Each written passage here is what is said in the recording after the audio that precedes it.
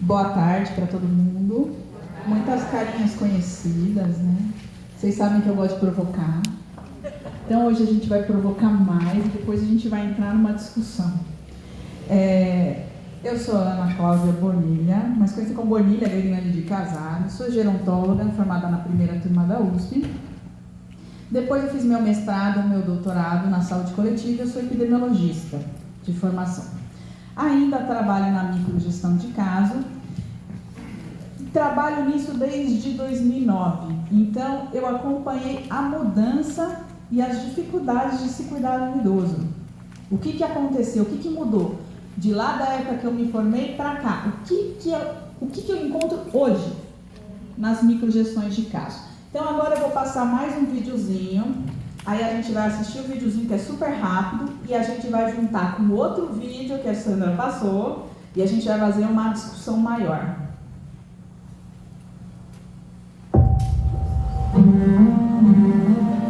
A gente trabalhou tanto para viver mais, mas eu quero acrescentar vida aos dias, ou eu quero acrescentar simplesmente dias à vida? Abre o olho. A coisa mais importante deste século vai ser envelhecimento. Esse negócio de envelhecer é engraçado porque quanto tempo tem uma vida inteira? Será que tem a ver com o tempo cronológico? Dizem que a pessoa que vai viver 150 anos já nasceu. Quais são as condições que a gente está oferecendo para essa pessoa viver? Onde ela vai viver? Como falar de longevidade nesse contexto? O primeiro direito ameaçado que nós temos é o direito à vida. A gente existe por pura teimosia de viver. A gente vive porque gosta de viver e gosta do que faz. Não precisa estar doente, não precisa estar morrendo para você dar valor na vida. É mais gostoso você viver uma vida que respeita a morte. Porque ela vai chegar. Você precisa se preparar para estar vivo no dia que ela chegar. Se você começa a se preparar para a longevidade aos 20, é melhor do que aos 30. Se não começou aos 20 ou aos 30, começa aos 40, 50, aos 80. Quanto mais cedo, melhor. Mas nunca é tarde demais.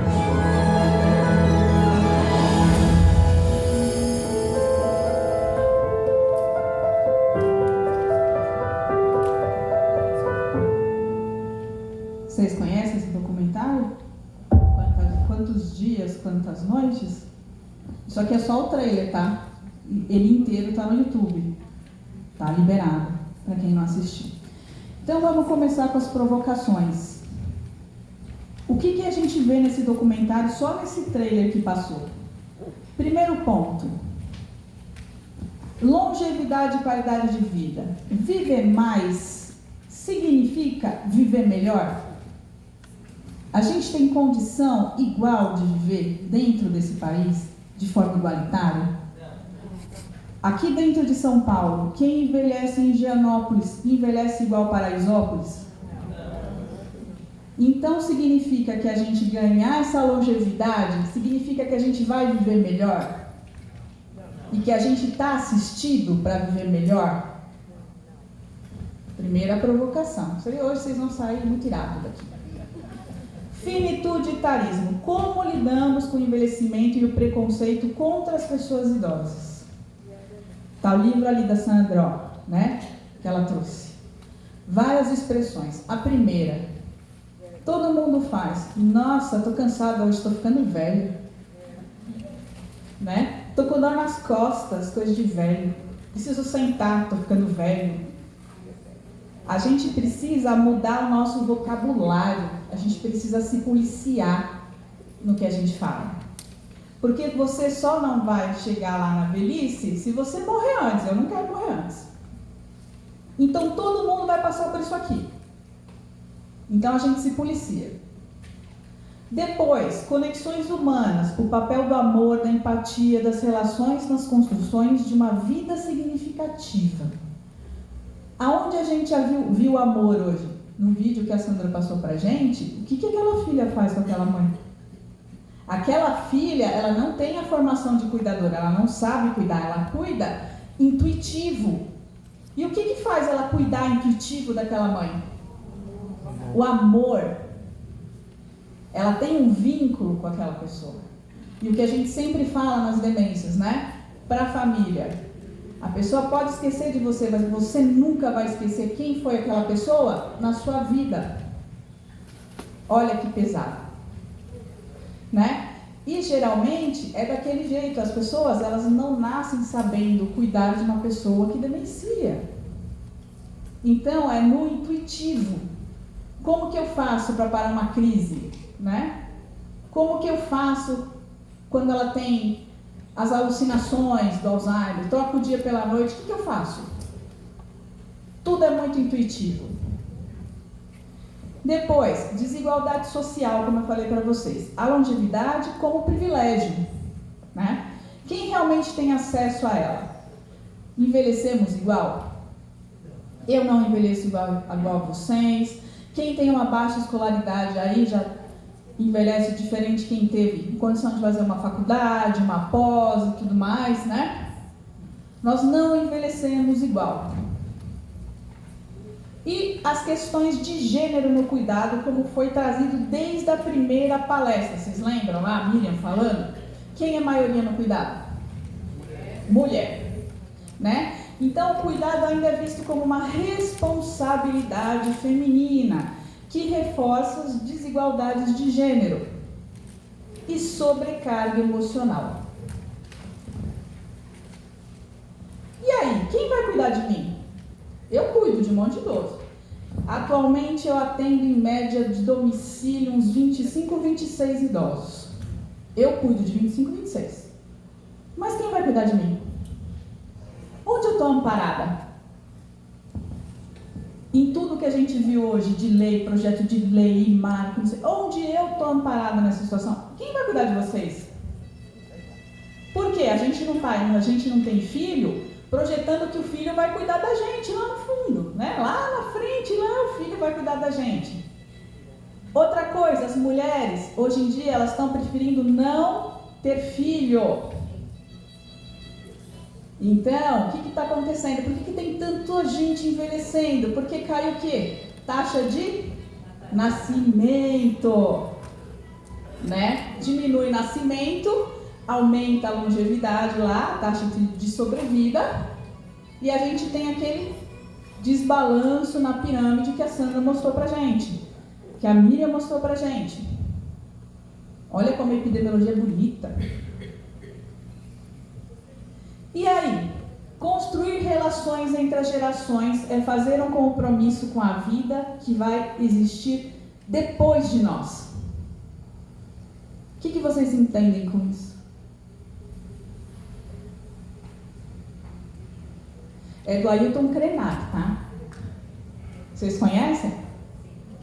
Maravilhoso, né? E aí? E essas relações que a gente construiu? Qual é o compromisso com a vida que a gente está tendo? O que a gente vai deixar para as próximas gerações? Por quê? Eu já falei para quem tem as aulinhas comigo aqui às vezes, né, os nossos encontros, a gente é exemplo. Como a gente trata as pessoas, os nossos filhos estão seguindo atrás. Né? Se ele vê um descaso, o que ele vai fazer? Vai atrás do descaso. Ah, então maltratar é normal, falar coisas pejorativas é normal, né? E aí chegamos na geração sanduíche. O que é essa geração sanduíche? Que eu falei para vocês que eu vou trazer o panorama atual das famílias que eu atendo hoje em dia. O que é essa geração sanduíche?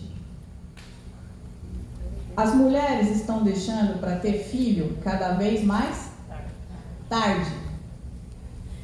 E aí, passa dos 40 anos, ela tem filho. Só que aí acontece o seguinte, ela tem que cuidar do filho e dos pais idosos. Então, ela é a geração sanduíche. Ela fica no meio dos dois cuidados. Aí eu pergunto para vocês, cuidar de idoso já é cansativo. E cuidar de idoso e criança? Junto. O pandemônio. Né? Eu atendo uma família há 10 anos. 10 anos. Eu atendo a bisavó, que vai fazer 100, atendo a filha dela de 80, atendo a neta de 65 e atendo a bisneta que tem síndrome de Down, que tem 48, que já é considerado envelhecimento. 4 mulheres idosas praticamente vivendo na mesma casa. Então vocês imaginam como é.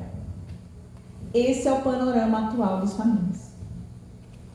Então a gente vai falar um pouquinho dessa geração sanduíche. Então ela se refere aos adultos, em especial mulheres em sua maioria, que se encontram simultaneamente responsáveis pelos cuidados dos filhos e dos seus pais. Filhos, a gente considera esse cuidado até 24 anos. Mas o Brasil mudou o panorama também. Quantas mães atípicas a gente conhece? Antigamente era mais raro. Hoje em dia, todo mundo conhece pelo menos uma mãe que tem um filho que tem alguma neurodivergência, tem alguma deficiência física. Então, essa mãe, ela passa dos cuidados dos 24 anos. É pro resto da vida. E aí você cuida de um filho que depende de você e ainda do seu pai e da sua mãe. E esse fenômeno, ele tem se identificado, intensificado nas últimas décadas, impulsionado pelo aumento da longevidade e pela maternidade tardia e pela precarização das redes de apoio. Qual foi a principal coisa que apareceu na fala das cuidadoras aqui? Falta de rede de apoio. E aí, segundo Moraes, essa geração ela vive esmagada entre as demandas afetivas, financeiras, sociais e que acarreta sobrecarga física e emocional.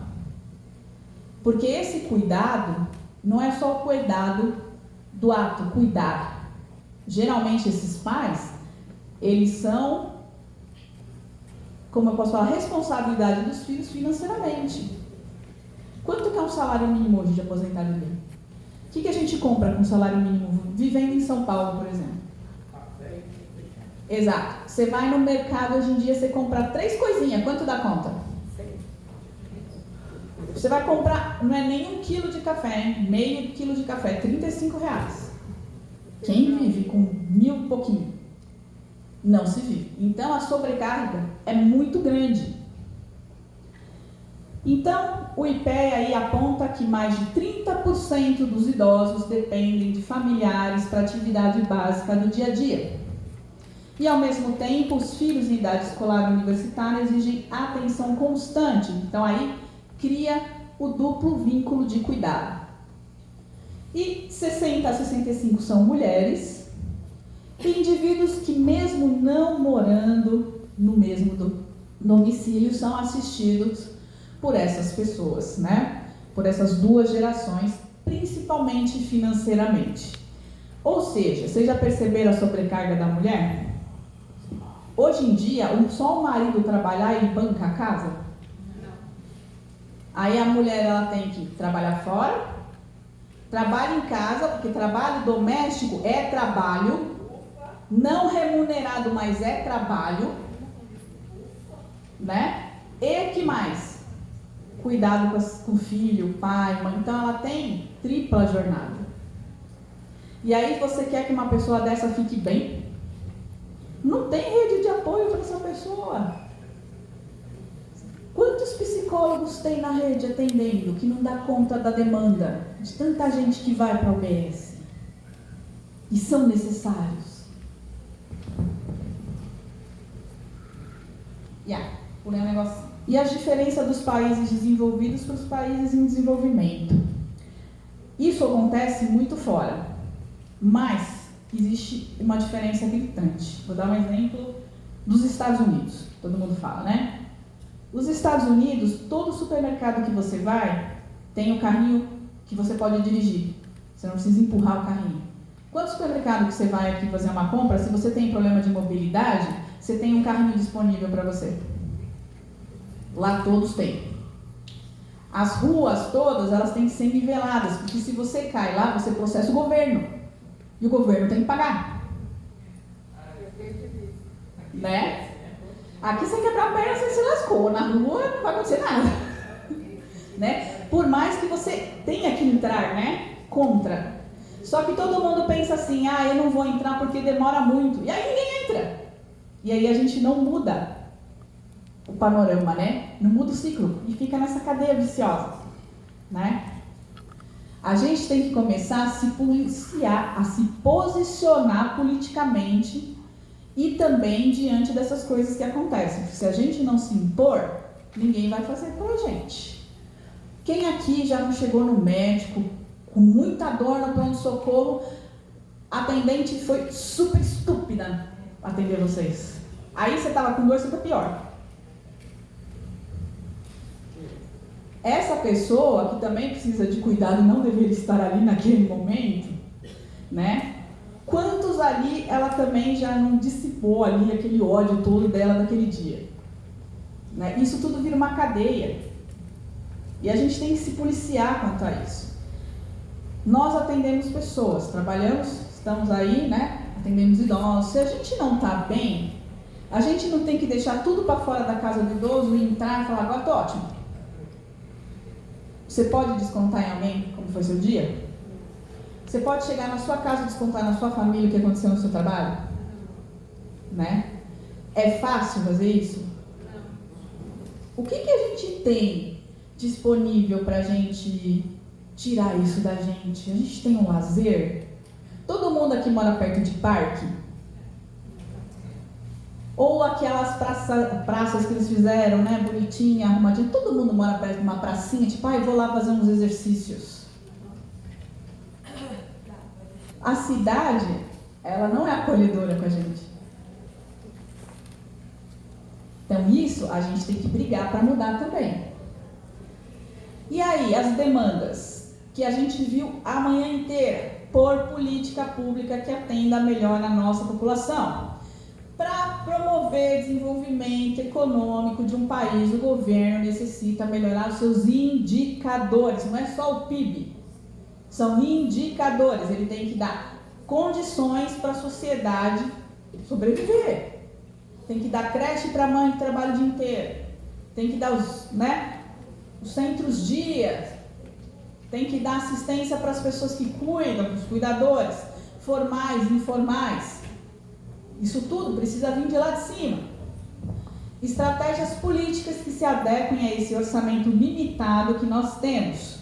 Nós temos. Né? O nosso salário não dá para fazer tudo. Desigualdade de renda. Então, afeta o bem-estar de qualquer população. Dificuldade de uma pessoa idosa sobreviver com uma aposentadoria no Brasil. Né? É o que eu falei. A gente vive aqui, a gente hoje paga R$10 no pé de alface, que alguns anos atrás a gente pagava 50 centavos. E aí você fala para a pessoa, precisa comer saudável. Comer saudável é barato? E aí, o que eles fazem? Eles recorrem a quê? Aos embutidos, que são mais baratos. É mais barato comprar uma salsicha que 1 quilo de carne para fazer de panela. Uma carne moída. Então, a gente tem que lutar para mudar essa condição. Né? O Brasil é riquíssimo, produz muito alimento. Não era para estar, né? Desperdício pra caramba, não era para estar do jeito que está. Que mais? Problema multifacetado. Então a gestão do cuidado ela é tão complexa que a especialização do cuidado e ajuda de custo para que esse cuidado ele ocorra. É fácil cuidar de alguém? Não.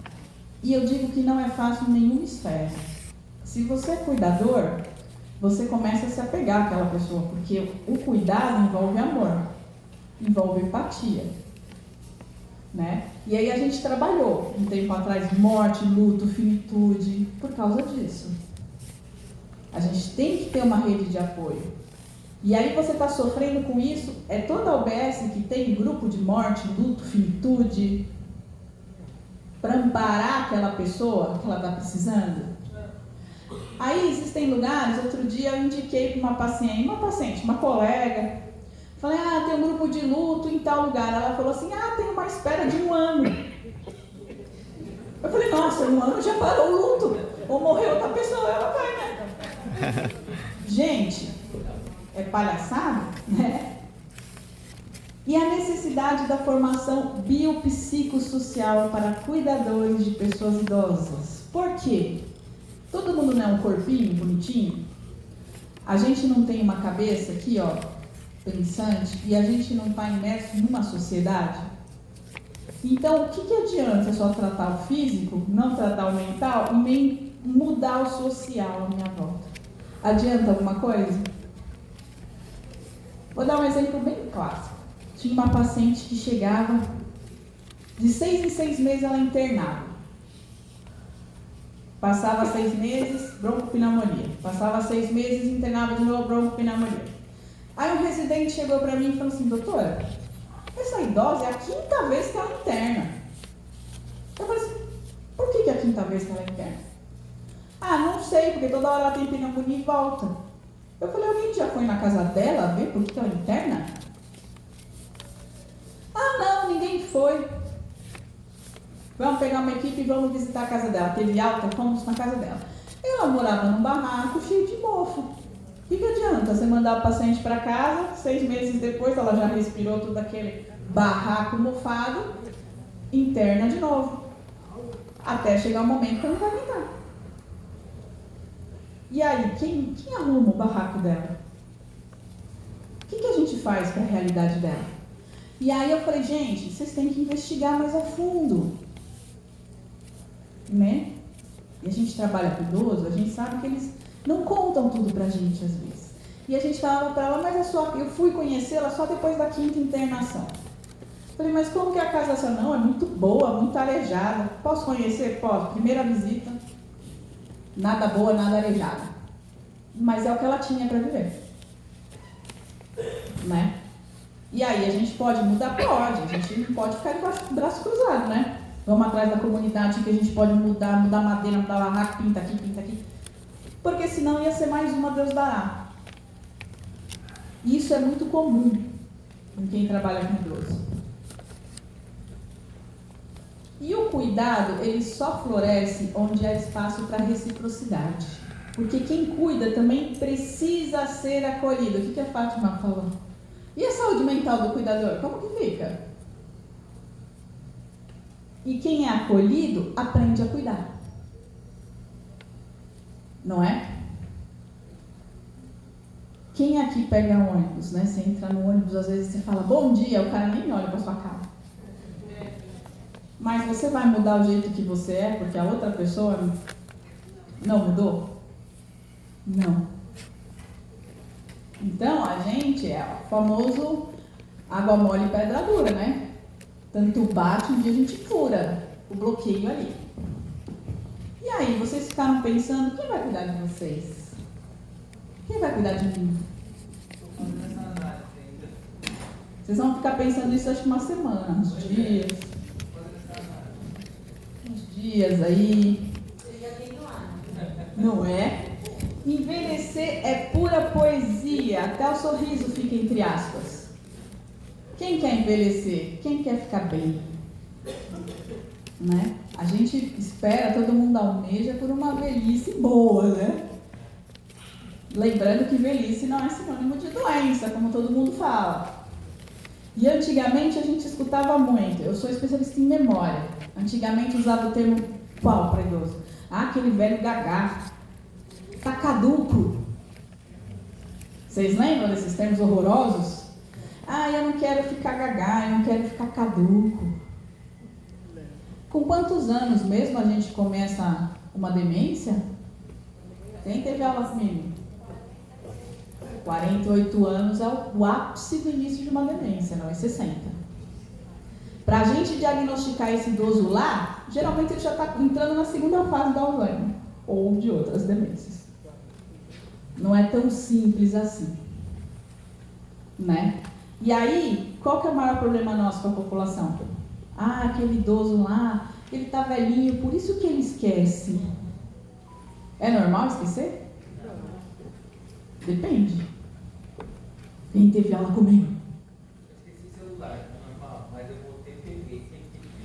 O que é normal? Você esquecer e lembrar do seu esquecimento. Como que a gente pega que o idoso está demenciando? Ele esquece e ele jura para você que ele não fez aquilo. Esse aí, ó, esse aí foi. É o teste que a gente faz. E quem garante pra gente, quem dá o aval que esse idoso realmente está declinando? É a família. Ó, ele não paga a conta. Ó, ele faz isso, mudança de hábito. Porque esquecer é normal da gente. Todo mundo esquece. Ou todo mundo lembra tudo aqui? Você vai, já expliquei pra vocês vão lá no mercado comprar um café. Chega lá, compra o mercado inteiro. Chega em casa, cadê o café? Quem já fez isso? Dá uma raiva. Por que a gente faz isso?